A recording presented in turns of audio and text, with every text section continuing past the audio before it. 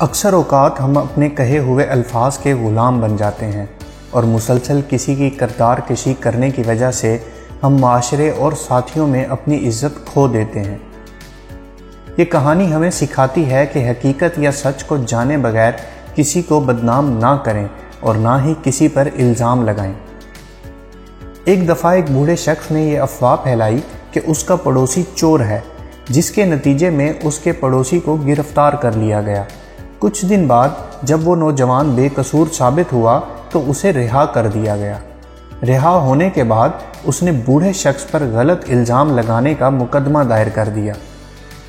عدالت میں بوڑھے شخص نے جج سے کہا، وہ صرف کمنٹس تھے، میں نے کسی کو نقصان نہیں پہنچایا۔ جج نے بوڑھے شخص سے کہا، آپ نے اپنے پڑوسی کے بارے میں جو کچھ بھی کہا تھا اس کو کاغذ کے ٹکڑے پر لکھ دو، پھر اس کاغذ کو کافی حصوں میں پھاڑ دو اور گھر جاتے ہوئے کاغذ کے ٹکڑے راستے میں پھینکتے جانا اور کل اپنی سزا سننے کے لیے واپس آ جانا۔ اگلے دن جج نے بوڑھے شخص سے کہا، سماعت شروع ہونے سے پہلے باہر جا کر کاغذ کے وہ سارے ٹکڑے اکٹھے کر کے لاؤ جو تم نے کل پھینکے تھے۔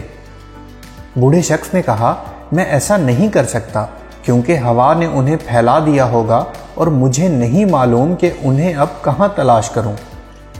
جج نے پھر جواب دیا، اسی طرح ایک سادہ کمنٹ سے انسان کی عزت اس حد تک ختم ہو سکتی ہے کہ کوئی اسے دوبارہ ٹھیک کرنے کے قابل نہ ہو۔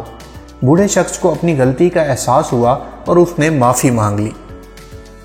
اسی طرح اکثر اوقات ہمیں یقین نہیں ہوتا کہ ہم صحیح ہیں یا غلط، کیونکہ انسان ہونے کے ناطے ہمارا خیال غلط بھی ہو سکتا ہے اور ہمارے الفاظ کسی کی غلطی کے باوجود اس کی ساکھ خراب کر سکتے ہیں۔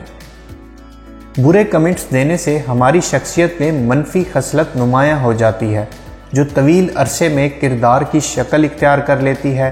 اس لیے اگر آپ کسی کے بارے میں اچھا نہیں بول سکتے تو بہتر ہے کہ کچھ نہ بولیں۔ ویڈیو پسند آئی ہو تو لائک کیجئے اور مزید ایسی ویڈیوز کے لیے ہمارے چینل کو سبسکرائب کریں۔ شکریہ۔